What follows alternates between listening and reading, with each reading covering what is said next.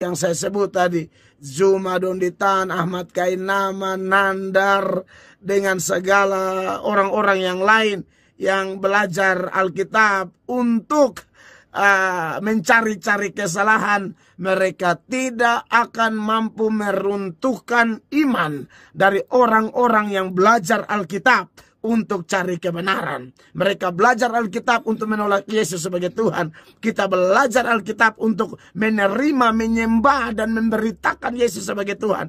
Tidak akan goyah. Secara peran memang beda, Pak. Satu presiden, satu menham. Tapi secara hakikat, Pak, tidak ada lebih kecil, tidak ada lebih besar. Pak Jokowi manusia, Pak Prabowo manusia. Jadi pada waktu Yesus Bapa utus Yesus, Bapa dan Yesus utus Roh Kudus, itu hanya masalah fungsi di situ. Secara hakikat, sehakikat, sederajat, melekat. Dan ingat, doktrin Kristen ini yang sering dikatakan oleh orang-orang tertentu tidak masuk akal. Kata siapa tidak masuk akal? Ini melampaui akal, Pak.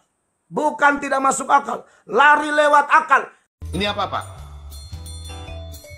Itu pulpen, Pak. Oke, bolpen. Ingat bolpen ya. Bolpen ya. Iya, Pak. Bolpen ya, saya kasih contoh. Oke, bolpen. Kalau iki apa, Boy? Bolpen juga. Ya, pulpen juga, Pak. Cuma beda warna aja. Bolpen. Hah? Beda bentuk. Bentuknya beda. Nah. Kalau ini apa, Pak? Ya sama, Pak. Bolpen ya. Bolpen ya. Nah. Contoh kita kasih nama bolpen, contoh alah ya kita kasih contoh ya, bolpen sama ya. Nah, kira-kira dia pribadi sama gak? Pribadinya sama gak? Iya itu sama, Pak, satu. Nah, Dia sama satu. tapi pribadinya beda toh? Beda toh? Beda nakat. Tapi fungsinya, Ya, kan, fungsinya sama toh? Fungsinya sama, Pak. fungsinya Untuk menulis juga, nah, Pak. untuk menulis. Nah, begitu pula juga alah. Ini bolpen. Tapi dengar dulu nah, dengar. Ini firman. Contoh ini firman. Ini Roh Kudus. Ini Allah Bapa. Dia fungsinya bolpen. Allah punya firman, Roh Kudus. Tiga pribadi yang beda, tapi Allah hakikatnya Allah. Ini Allah Bapa, ini Allah Anak, ini Allah Roh Kudus. Nah, ketiganya ini satu kesatuan. Tapi tidak boleh dipisah-pisahkan. Tapi tidak boleh juga jadi esa begini. Harus Allah Bapa, Allah Anak, Allah Roh Kudus. Tapi juga tidak boleh dijadikan satu begini. Nggak boleh, dia harus Allah Bapa, Allah Anak, Allah Roh Kudus. Nempel-nempel sudah. Assalamualaikum warahmatullahi wabarakatuh. Berjumpa lagi dengan Jadid AMC ya, channel yang mengedukasi dan menghibur.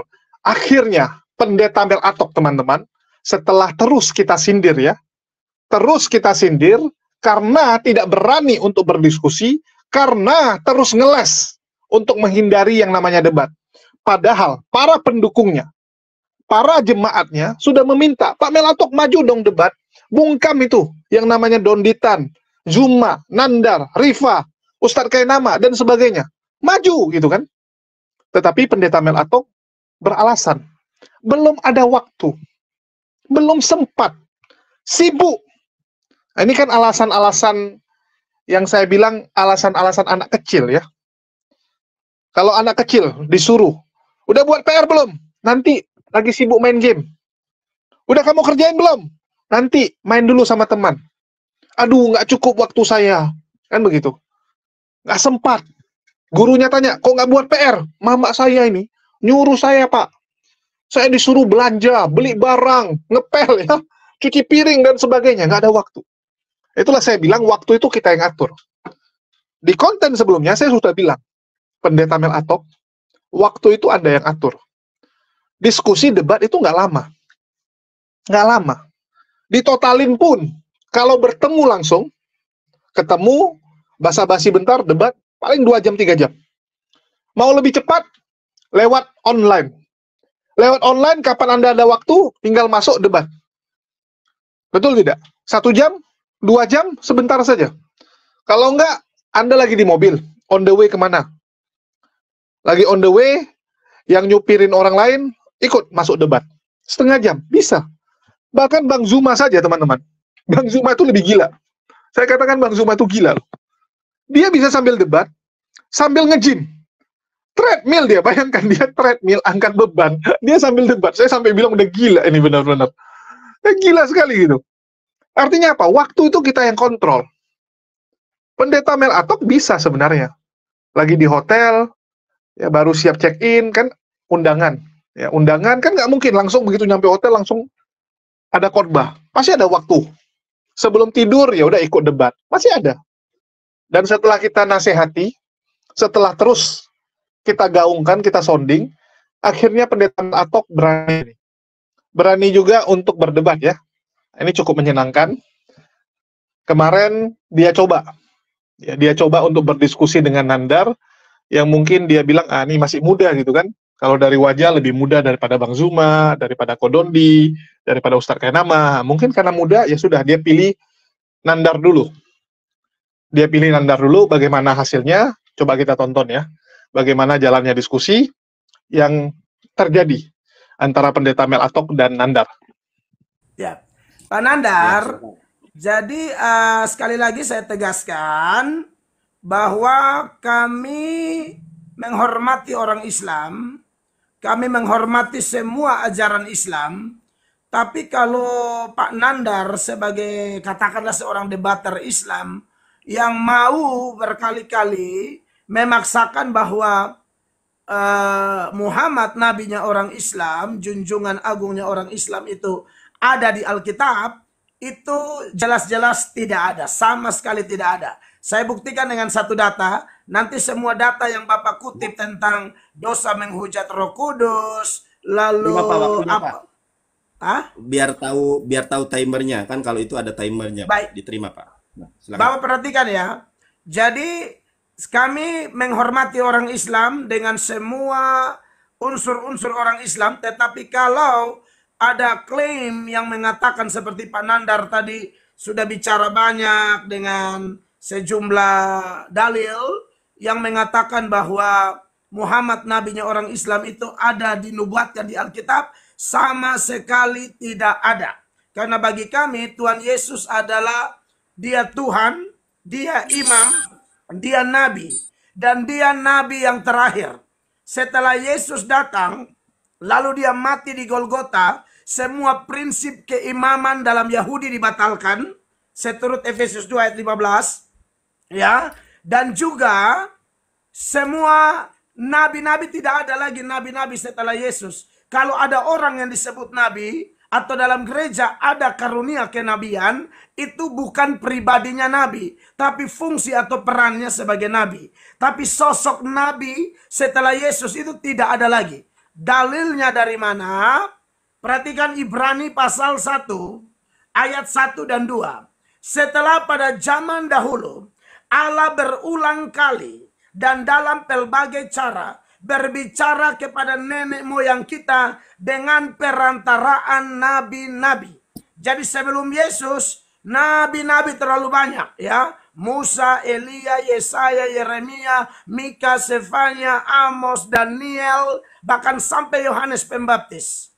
Tapi setelah itu, pada waktu Yesus datang, perhatikan ayatnya yang kedua, Saudara Nandar. Maka pada zaman akhir ini, perhatikan Pak Nandar, pada zaman akhir ini, zaman akhir itu adalah satu periode, ini perlu Anda tahu atau semua orang, mungkin kebanyakan debater Islam tidak tahu istilah ini. Zaman akhir itu beda dengan akhir zaman. Zaman akhir adalah satu periode dari kedatangan Yesus pertama sampai kedatangan Yesus kedua entah kapan. Kita semua sedang menunggu. Dia datang sebagai hakim, sebagai Allah, dan dia akan kumpul semua bangsa, bukan semua gereja. Karena dia memang penguasa dunia akhirat. Lalu Pak Nandar, waktu Yesus datang itu, ya, Yesus datang itu Pak Nandar, ya, di zaman akhir pada waktu kedatangan pertama, itu semua nabi-nabi sudah tidak ada lagi. Jadi kami menolak siapapun yang menyebut dirinya nabi, lalu Seolah-olah dia adalah penuntun kami, tidak ada. Bagi kami apa yang Yesus lakukan sudah sempurna. Karena ketika dia disalib, perkataan ke-6 disalib, dia berkata dalam bahasa Yunani, tetelestai. Sudah selesai. Jadi kalau sudah selesai, maksudnya ialah kita tidak perlu lagi ya penyelesaian yang lain, ya. Bahwa Yesus sudah menyiapkan jalan satu-satunya ke surga. Artinya untuk masuk ke surga hanya butuh Kristus. Dan pekerjaan seperti itu hanya bisa dilakukan oleh Allah. Itu yang pertama. Yang berikut adalah Bapak Nandar persoalkan Yohanes 16 ayat 12. Masih banyak yang ingin kukatakan kepadamu, tetapi kamu belum bisa menanggungnya. Apa yang dimaksudkan dengan belum bisa menanggung? Manusia seperti Petrus dan kawan-kawan adalah manusia lemah. Ya, Petrus pernah berjanji dengan semangat di dalam perjamuan malam, seturut Markus pasal 14, mulai ayat 26, 27, 28, 29, sampai ayat 30, bahwa semua boleh tergoncang imannya, tapi aku tidak. Tapi Yesus bilang, Petrus, hari ini, malam ini juga, sebelum ayam berkokok 2 kali, engkau menyangkal aku 3 kali. Dan terbukti, dengan kekuatan Petrus sendiri, tidak bisa. Jadi pengertian, kamu belum bisa menanggungnya, artinya apa? Yesus belum mati di Golgota, dan Roh Kudus belum dicurahkan. Itu saja, Pak. Tidak bisa melebar kemana-mana. Ya. Nah, jadi ternyata memang banyak ajaran yang Yesus sampaikan kepada murid-murid, Pak. Perhatikan, banyak ajaran yang Yesus sampaikan kepada murid-murid, tetapi terbatasnya mereka. Sehingga mereka tidak mampu menanggungnya, Pak. Misalnya, ketika Yesus berkata bahwa dia akan menderita, dia akan mati, dia akan bangkit, murid-murid tidak paham itu. Makanya pada waktu Yesus mati itu, mereka kecewa. Klopas dan temannya mau menuju Emmaus, Thomas tinggalkan persekutuan, mereka ketakutan, lalu mereka kembali kepada pekerjaan lama. Tapi nanti setelah Roh Kudus turun, dan Roh Kudus itu bukan manusia, sudah pasti bukan Muhammad, itu Roh Kudus turun ya. Pada waktu Roh Kudus turun itu, Pak, nah disitulah Petrus kuat. Makanya pengkhotbah pertama yang melalui khotbahnya 3.000 orang bertobat, itu Simon Petrus, Pak. Dan di depan pengadilan, Petrus bisa berkata dengan kekuatan Roh Kudus bahwa di bawah kolong langit ini tidak ada nama lain yang olehnya orang beroleh selamat kecuali nama Tuhan Yesus. Dulu perempuan bertanya, bukankah kau pengikut Yesus? Dia ketakutan, Pak. Dia menyangkal. Kenapa? Karena belum ada Roh Kudus.Itulah yang Yesus maksudkan. Engkau belum sanggup menanggungnya. Dalam Yohanes 16 ayat 12. Makanya di ayat 13, 14, 15. Dia janji Roh Kudus, Pak. Itu tidak memungkinkan Muhammad, Pak. Sekali lagi, Pak ya. Kami hormati orang Islam. Kami hormati ajaran Islam. Tapi kami tidak membutuhkan Muhammad.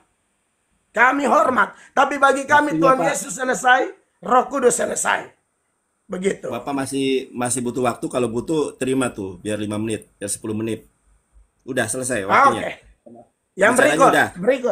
Yang berikut Pak Nandar, saya tambah dulu ini. Karena menghujat roh tadi.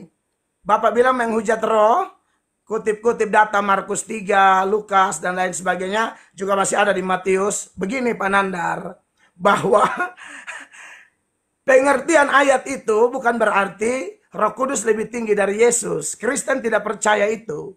Kristen mempercayai, Pak, Bapa, Anak, dan Roh Kudus itu sehakikat, sederajat, melekat. Tidak bisa dipisahkan tapi bisa dibedakan. Tidak ada lebih kecil, tidak ada lebih besar. Tidak ada lebih kemudian dan tidak ada lebih belakangan. Nah, kenapa kok menghujat roh itu kesannya dosanya lebih besar? Supaya Bapak tahu, yang membuat orang bisa percaya Yesus sebagai Tuhan itu Roh Kudus. Misalnya seperti Pak Nandar begini ya. Pak Nandar kan tidak percaya Yesus sebagai Tuhan. Dalam sudut pandang Kristen meyakini Pak Nandar tidak ada Roh Kudus. Kalau ada Roh Kudus, maka menurut 1 Korintus 12 ayatnya yang ketiga, Roh Kudus itulah yang membuat pengakuan orang tentang Yesus itu mantap. Makanya setelah ada Roh Kudus, Petrus khotbah berapi-api, Pak. penuaian berlaksa-laksa, ada tantangan pun dia tidak bisa lari lagi. Karena Roh Kudus itu adalah kekuatan kami, orang Kristen, Pak. Jadi ayat yang Bapak kutip di Markus, Lukas, Yohanes segala macam tentang Roh Kudus, bilang Roh Kudus lebih tinggi, itu salah, Pak. Nah inilah makanya saya lihat teman-teman polemikus Islam seperti Pak Nandar ini memang tidak mengerti cara tafsir Alkitab. Walaupun Pak Nandar sudah mati-matian pakai bahasa Yunani, Ibrani, tetap salah. Jadi begini, Pak. Jadi Roh Kudus itu tidak lebih tinggi dari Bapa dan Yesus, sederajat. Tapi itu bicara peran, Pak, bicara fungsi. Saya sama Pak Nandar ini tidak ada lebih kecil, tidak ada lebih besar, Pak. Kita sehakikat, Pak. Karena kita sama-sama manusia. Saya punya istri lah. Saya punya istri. Saya dan beliau itu sehakikat, Pak. Sederajat.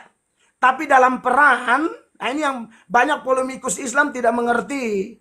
Mereka kadang-kadang pakai peran, ya, lalu mereka pasang untuk membantah hakikat. Salah. Bapa itu Allah, Yesus itu Allah, Roh Kudus itu Allah. Tapi dalam urusan peran, makanya ada istilah Bapa mengutus Yesus. Contoh, Pak Prabowo, Pak Jokowi mengutus Pak Prabowo. Secara peran memang beda, Pak. Satu presiden, satu menham. Tapi secara hakikat, Pak, tidak ada lebih kecil, tidak ada lebih besar. Pak Jokowi manusia, Pak Prabowo manusia. Jadi pada waktu Bapa utus Yesus, Bapa dan Yesus utus Roh Kudus, itu hanya masalah fungsi di situ. Secara hakikat, sehakikat, sederajat, melekat. Dan ingat, doktrin Kristen ini yang sering dikatakan oleh orang-orang tertentu tidak masuk akal. Kata siapa tidak masuk akal? Ini melampaui akal, Pak. Bukan tidak masuk akal, lari lewat akal. Lucu kalau Tuhan kok masuk akal. Saya ngeri-ngeri sedap kalau orang bilang Tuhanku masuk akal. Kecil amat Tuhan lu. Tuhan kita melampaui akal. Begitu Pak Nandar. Jadi pesan saya adalah buat teman-teman polemikus Islam ya yang suka belajar Alkitab.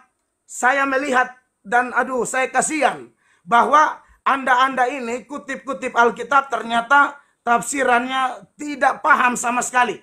Hanya menang di hafal ayat. Nah kalau hafal ayat mah gampang, Pak. Semua bisa hafal ayat. Sebenarnya kalau saya nih mau ada waktu belajar hafal ayat Al-Quran, saya yakin bisa. Hanya masalahnya saya ini tidak ada waktu dan saya ini pegang prinsip Pak Nandar. Kami melarang, saya baptis orang Islam kemarin banyak, Pak. Saya melarang mereka mengotak-atik Al-Quran, Pak. Tidak boleh. Ingat, dalam Kristen, kami sangat menghargai orang. Jadi bukan hanya dalam Islam ada ayat suruh mengasihi orang, Pak. Kami suruh doakan orang beda agama, berbuat baik kepada orang beda agama. Maka dari itu, saudara-saudara mantan Muslim, mantan Islam yang saya baptis itu, saya bilang fokus belajar Alkitab. Jangan kayak mu'alaf itu, saya bilang. Mereka sudah jadi Islam, bukannya fokus belajar Al-Quran, malah cari-cari kesalahan Alkitab. Dan memang sungguh mati ngawur. Dan jujur aja, termasuk Pak Nandar saya anggap ngawur. Makasih, Pak. Ya, baik, 10 menit. Oke, sekarang saya, ya Pak ya. Oke, ini saya sangat berterima kasih nih ya pada Bapak Pendeta Melatok. Pak Pendeta Melatok, timernya diterima biar tahu nih netizen waktu kita berapa lama nih berbicara ya. Pak Nandar, ini saya nih bingung dengan teman-teman di live ini semua melarang saya menerima. Ini saya tidak mengerti kenapa. Nah, itu mereka biar kalau saya ngomong nggak ada timernya. Nanti di cut gitu kan. Kalau ada timernya kan jelas. Ya sudah. Bapak ngomong, saya lihat dari waktu sini. Waktu saya jam 10 lewat 5 saya kasih stop. Baik. Silakan. Oke ya. Yang pertama, Bapak rupanya melewatkan 1 Korintus 4 ayat ke-6.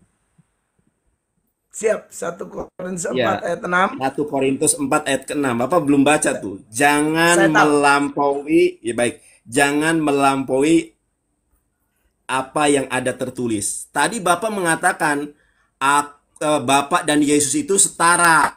Tidak Ya. ada Bapa lebih besar daripada Yesus. Itu dalilnya dari mana? Utusan tidak lebih. Sebentar Pak, ini saya waktu berbicara Pak ya. Ya. Utusan katanya. Kata Bapa dan Yesus itu setara. Tidak ada ayat yang mengatakan Bapa lebih besar. Itu semuanya sama. Ini asumsi Pak.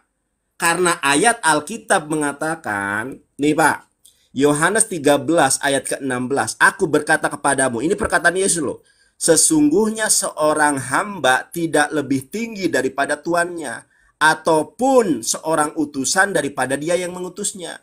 Yesus dengan jelas mengatakan bahwa dia tidak lebih tinggi daripada pengutusnya. Kok Bapak bisa mengatakan bahwa Yesus sama derajatnya dengan Bapak? Sedangkan Yesus sendiri mengatakan tidak sama. Kata Bapa, Yesus dan Bapa tidak ada yang lebih tinggi, tidak ada yang lebih awal. Ayat Alkitab, Yesus mengatakan bahwa seorang utusan tidak lebih tinggi daripada yang mengutusnya. Satu. Kemudian tadi Bapak mengatakan, ya, Bapak mengatakan bahwa tidak ada yang lebih besar. Yesus dan Bapa itu adalah sama besarnya. Dari mana? Yesus sendiri mengatakan, sebab Bapakku lebih besar daripada aku.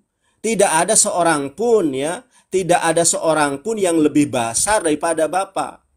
Adakah engkau lebih besar daripada Bapak Abraham? Tidak ada Pak. Nih, kalau kita lihat nih, tidak ada seorang pun yang lebih besar daripada Bapak. Kok bisa Bapak mengatakan bahwa Yesus dan Bapa itu sama? Bapak tidak lebih besar daripada Yesus. Dasarnya apa Bapak mengatakan demikian? Saya tanya.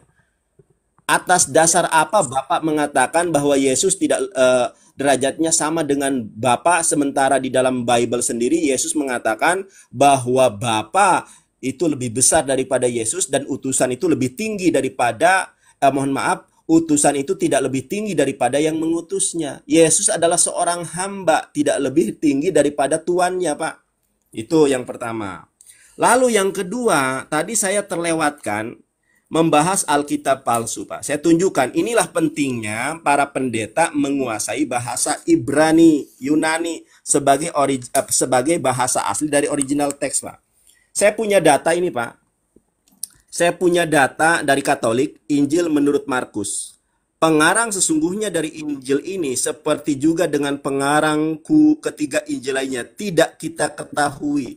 Ini data bukan dari Islam, Pak ya. Ini objektif dari agama Katolik, Pak. Ini namanya Tafsir Perjanjian Baru yang mengeluarkan adalah penerbit Katolik Indonesia. Benar enggak? Menurut Quran surat Al-Baqarah ayat ke-79 Alkitab Bapak sudah palsu. Saya tunjukkan Pak buktinya Pak ya. Saya nggak mau berbohong, saya tunjukkan kepada Bapak. Saya punya Alkitab.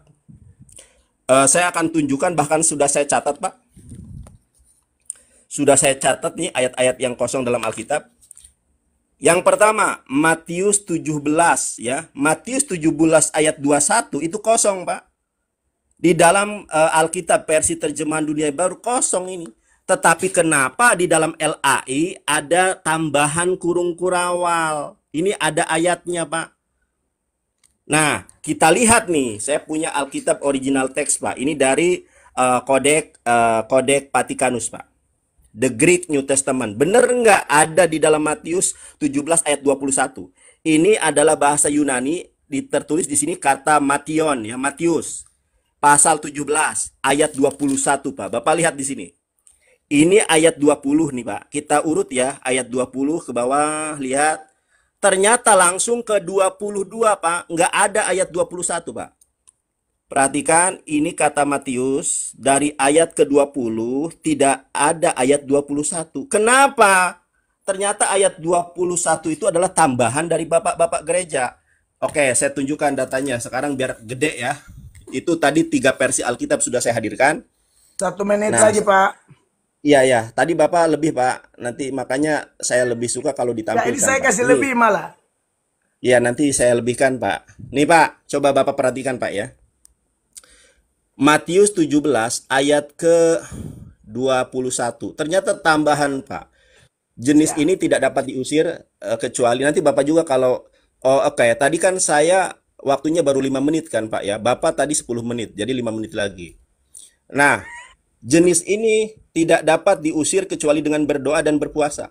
Di dalam bahasa Yunaninya, di dalam Injil berbahasa original teks Yunani nggak ada Matius 17 ayat 21. Di dalam Alkitab LAI ini ternyata ada tambahannya. Ini dari mana? Ternyata saya menduga ini Pak, ayat dugaan saya.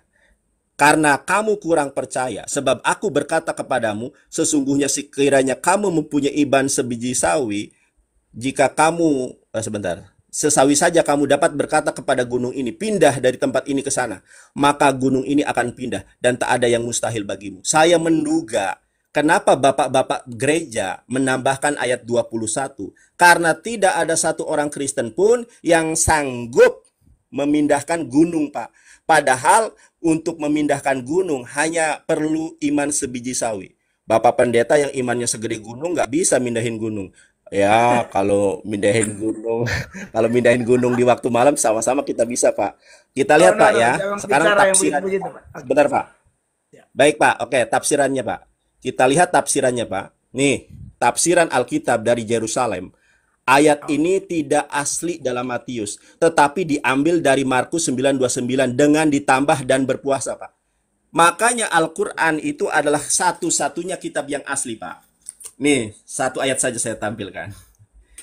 Di dalam ada dua ayat, Pak. Bonus ya. Waktu saya 10 menit, Pak. Tadi baru 5 menit.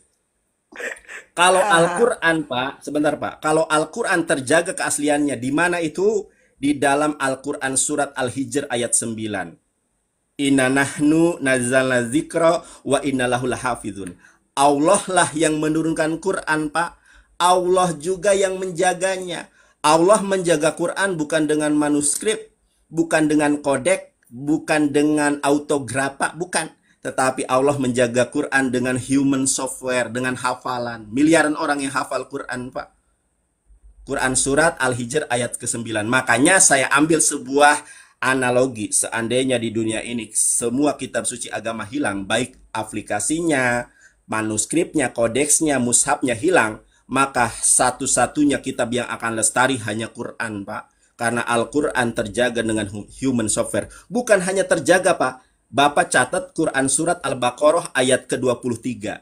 Allah Subhanahu wa taala berfirman, "Wa in kuntum fi raibin mimma nazzalna ala abdina fa'tu bi suratin min mislihi wad'u syuhada'akum min dunillahi in kuntum shadiqin." Artinya apa? Dan seandainya kalian ragu terhadap Al-Quran yang diwahyukan olehku kepada Muhammad, buatlah satu surat seperti Quran, Pak. Semenjak ayat ini diturunkan sampai dengan zaman teknologi yang canggih sekarang ini, tidak ada orang yang mampu membuat satu surat seperti Quran. Padahal surat terpendek dalam Quran itu 3 ayat. Inna a'tainakal kautsar wal 'ashri innal insana lafi husrin. Itu ayat-ayat yang hanya surat-surat yang hanya 3 ayat. Di ayat ke-24-nya Allah berfirman, fa ilam taf'alu walang taf'alu fatakun narul lati waquduhan nas wal hijarah uidat lil kafirin. Pasti kalian tidak akan dapat membuatnya. Kalau kalian tidak akan dapat membuatnya, jagalah dirimu dan keluargamu dari api neraka yang bahan bakarnya adalah orang-orang kafir dan batu. Di dalam Quran surat 17 ayat ke-88, seandainya manusia berisi bahu-membahu, bersinergi dengan Beelzebul, dengan Lucifer, dengan jin untuk membuat satu surat seperti Quran, tidak akan bisa, Pak. Al-Quran ini adalah mukjizat yang sungguh nyata. Terjaga keautentisitasannya. Sedangkan kitab Bapak, mau saya tunjukkan ayat-ayat yang ditambah dan dikosongkan? Terima kasih, Pak. Mudah-mudahan menjadi berkat buat Bapak Pendeta Mel Atok. Boleh kiranya Bapak Pendeta Mel Atok suatu saat dijamah Tuhan.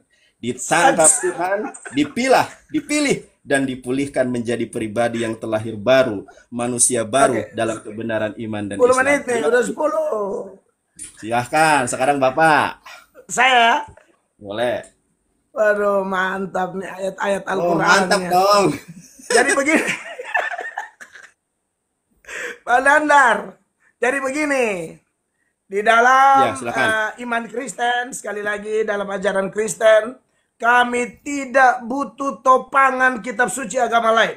Kami hargai Al-Quran, kami hargai Tripitaka, kami hargai Weda. Tetapi untuk memohon seperti butuh kontribusi untuk memperteguh iman kami, kami sama sekali tidak butuh manapun.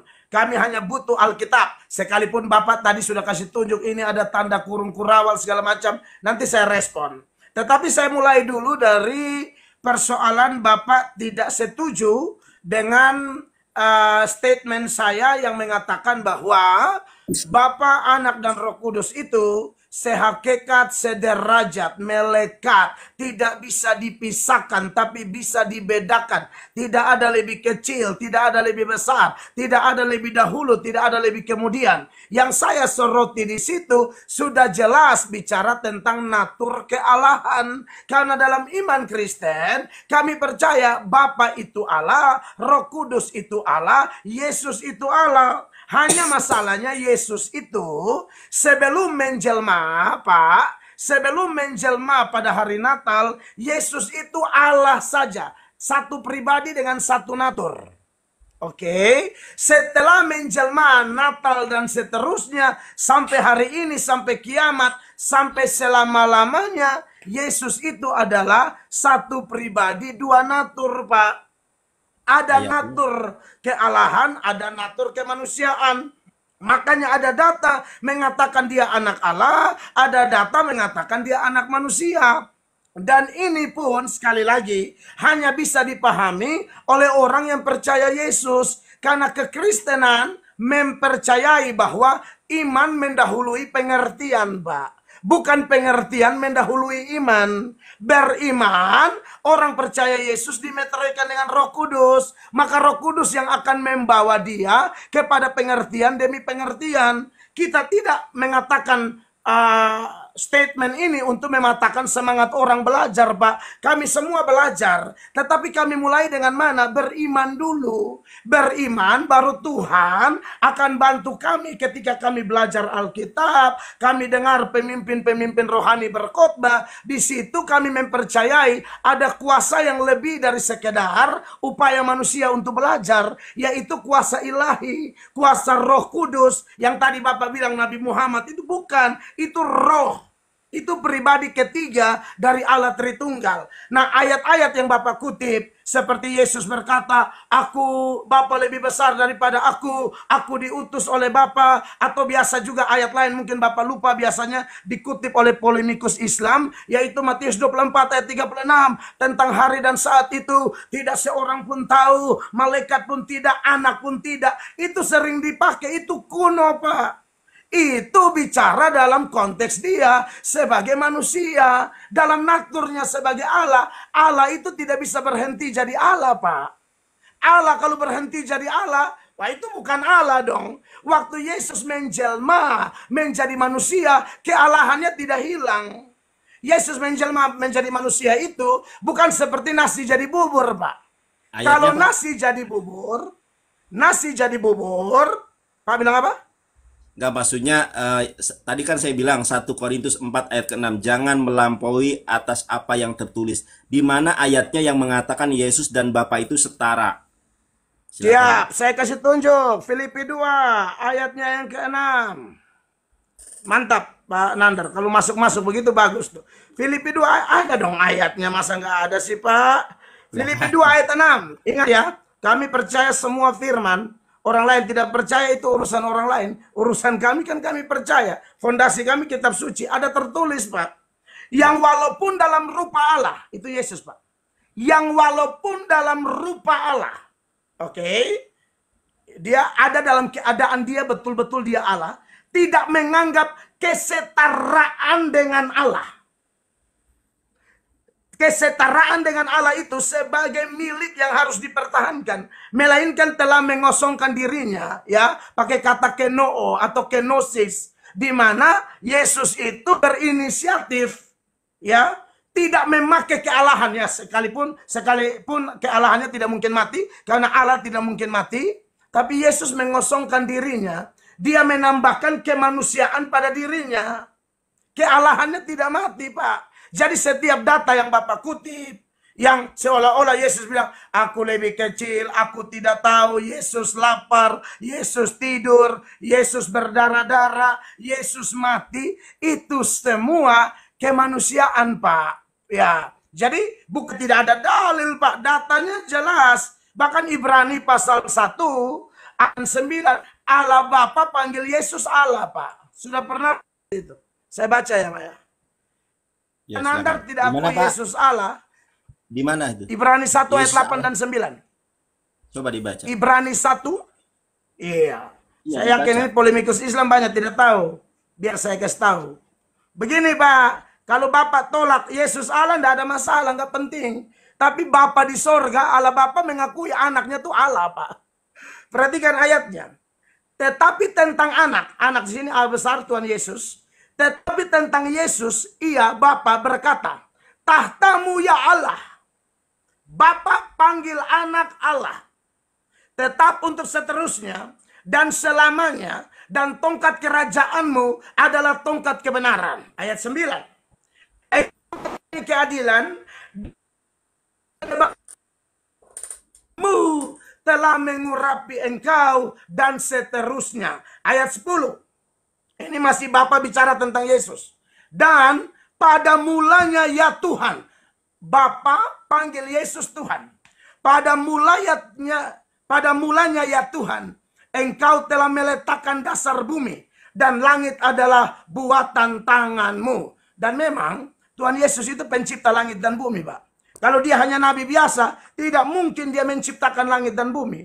Tidak ada satupun yang bisa jadi dari semua yang jadi. Termasuk Pak Nandar sebenarnya. Tapi Pak Nandar tolak dia sih. Waktunya, Pak. Kalau terima. Waktunya, Pak. Makanya Hah? lebih baik pakai mes. Kenapa? Kelihatan waktunya, Pak. Ini nggak berdampak apa-apa kalau mes Belum, itu, Pak. Pak. Masih 3 menit. Masih 3 menit. Belum. Ya, makanya Masih itu 3 menit. diterima aja, Pak.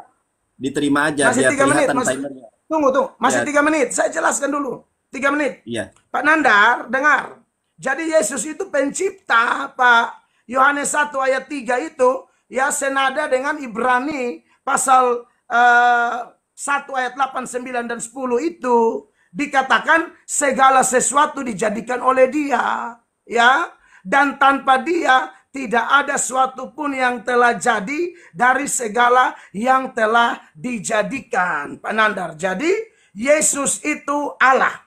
Ya, Bapa dan Yesus itu tidak ada lebih kecil. Aduh, sorry Pak Nandar, ini handphone saya bermasalah ini. Sorry Pak Nandar ini. Aku belum menanggapi, Pak. Itulah Yesus Allah baru Pak Nandar tolak nih.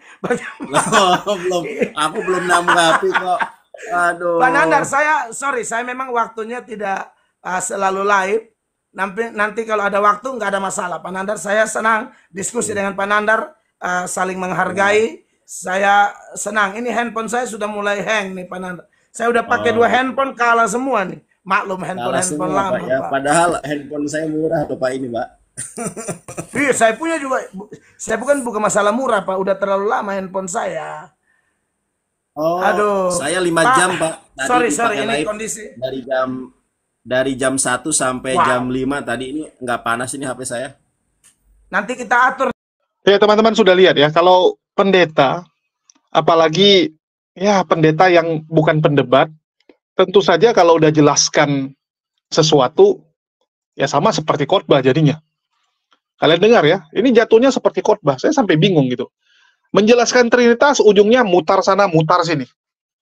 Dia ambil analogi yang paling lucu. Pak Jokowi mengutus Prabowo, Menhan. Terus dia bilang itu sama. Bapak mengutus Yesus. Sama. Sehakikat, sederajat. Saya sampai bingung. Sejak kapan Presiden Jokowi sama Pak Prabowo sederajat? Kapan? Sederajat setelah Pak Prabowo terpilih jadi presiden. Oke, imbang. Sama-sama pernah jadi presiden. Tapi saat Pak Jokowi mengutus Pak Prabowo, saat mengutus itu posisinya imbang nggak? Tidak seimbang, teman-teman. Pak Jokowi atasan. Atasan yang mengutus bawahan. Kalau nggak percaya, tanya Pak Prabowo. Ini sekarang Pak Prabowo, statusnya masih Menhan. Tanya dia, atasan kamu siapa? Pasti beliau akan bilang, Pak Jokowi atasan saya. Apakah Yesus seperti itu juga? Saat Yesus diutus oleh Bapa, saat dia di dunia, status dia kalah. Tapi setelah dia kembali ke surga, baru statusnya naik. Statusnya imbang. Soalnya kalau versinya Luga seperti itu. Bapak lebih keren. Bapak lebih keren, Luga yang bilang. Luga yang bilang, nanti saya hadirkan videonya di konten berikutnya. Bapak lebih hebat. Bapak lebih ganteng. Derajat Bapak di atas. Bahkan doktrin awal kekristenan, Tertullianus, itu juga Trinitas subordinat. Segitiganya, ya, segitiga Trinitasnya, Bapak di atas. Anak dan juga Roh Kudus di bawah. Kalah mereka. Statusnya kalah.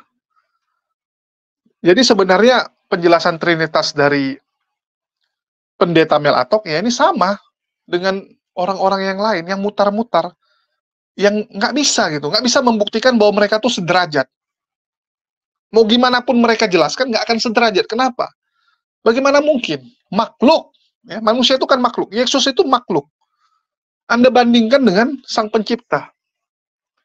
Apapun ceritanya, Yesus pernah disuruh oleh Bapa. Tapi kita nggak pernah mendengarkan Yesus mengutus Bapa. Yesus memerintahkan Bapa. Yesus menyuruh Bapa melakukan sesuatu. Ataupun Bapa minta izin kepada Yesus. Ada nggak ayat yang menyatakan Bapa meminta izin kepada Yesus untuk melakukan sesuatu? Sebelum Bapa menciptakan Adam, sebelum Bapa menciptakan dunia, dia minta izin dulu kepada Yesus. Boleh nggak? Nggak ada. Ya nggak ada. Jadi kalau mau menjelaskan Trinitas, ujung-ujungnya selalu blunder. Ini saya katakan ya. Ujung-ujungnya selalu penjelasannya nggak akan bisa diterima oleh akal yang sehat. Mohon maaf. Ya, mohon maaf, Pendeta Mel Atok. Kalau berdasarkan doktrin, oke, orang akan terima. Karena doktrin kalian seperti itu. Ya udahlah, terima saja. Tapi penjelasan Anda sendiri, itu kalau saya ada di posisi Anda, saya tanyain. Memangnya Pak Prabowo sama Pak Jokowi sederajat? Kan lucu. Jadi mereka ini sebenarnya ujung-ujungnya hanya memaksakan ayat. Bahwa ayat pun, ujung-ujungnya ayat itu cuma dipakai untuk memaksakan doktrin tersebut. Itulah saya bilang masih mending kalau kita ngobrol ya. Kita ajak mereka untuk jujur-jujuran saja. Kalau sama mereka lebih bagus gitu. Udah, kita jujur yuk. Bapak pernah nggak diperintah oleh Yesus? Pernah nggak status Yesus lebih tinggi daripada Bapak? Nggak pernah kan? Tapi kalau Yesus diperintah Bapak, pernah nggak? Pernah. Itu fix. Ya, apapun ceritanya, Yesus pernah jadi bawahan dari Bapak. Contoh Jokowi sama Pak Prabowo. Ya. Pak Prabowo pernah diperintah Pak Jokowi. Itu jejaknya itu nggak bisa dibohongi, teman-teman. Nggak bisa. Terlepas dari Pak Prabowo, pernah jadi presiden juga. Nanti dibandingin lagi. Oh, Pak Prabowo jadi presiden berapa periode? Oh, Pak Prabowo selama jadi presiden apa saja yang sudah dilakukan? Tetap akan dibandingkan. Jangankan mereka dua. Jangankan mereka dua. Anak kembar saja. Anak kembar, teman-teman. Kembar.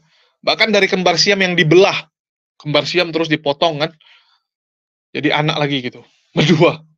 Itu saja pasti ada yang lebih tinggi. Pasti akan ada yang orang bilang, oh yang ini lebih hebat daripada yang ini. Si kakak lebih hebat daripada si adik. Si adik lebih hebat daripada si kakak. Pasti ada. Misalnya, dalam pendidikan, oh abangnya lebih pintar. Karena dia ranking 1, adiknya cuma ranking 5. Oh si abang lebih jago main sepak bola. Pasti teman-teman. Itu kembar loh. Kembarannya seperti itu. Apalagi Yesus yang jelas-jelas makhluk, Bapak yang menurut teman-teman Kristen roh. Ya, Bapak roh sama mereka. Kalau kita kan Allah nggak ada roh-rohan itu kan. Roh itu sesuatu yang diciptakan juga soalnya. Roh itu kan dari Allah. Ya. Itu ciptaan. Tapi ya sudahlah. Ya, kita cukup terhibur dengan munculnya Pendeta Mel Atok. Nah, semoga nanti muncul lagi. Ya, dengan munculnya Pendeta Mel Atok ini kan lumayan. Menambah pendeta-pendeta yang ikut dalam berdiskusi. Ya, menambah jumlah pendeta yang diskusi. Dan ini bagus gitu. Ini bagus untuk berdua. Untuk semua lah sama-sama gitu kan. Sama-sama diuntungkan. Pendeta Mel Atok pingin penonton dari pihak muslim juga dengar dia. Begitu juga dengan kita, pingin penonton, jemaat dari Pendeta Mel Atok mendengarkan penjelasan dari pihak muslim supaya mereka tercerdaskan, tercerahkan, ya, tahu tentang kebenaran. Mungkin itu aja sih yang bisa saya sampaikan untuk diskusi ini, karena saya juga nontonnya tunda ya. Saya waktu kemarin mereka live lagi bawa Siluga. Lagi bawa Siluga untuk ke tempat Katolik, dan di sana kita lucu ya, kita ketemu dengan seorang pemuda, ya, seorang pemuda lah ya, karena lebih muda dari saya. Ya, dan pemuda tersebut ternyata sedang menempuh pendidikan untuk menjadi frater ya, calon frater. Lucu juga itu. Oke, mungkin itu aja dari saya. Makasih buat teman-teman semua yang udah nyimak dan mendukung channel ini. Makasih buat semuanya. Di akhir kata saya ucapkan wassalamualaikum warahmatullahi wabarakatuh. Sampai jumpa di video-video kita berikutnya.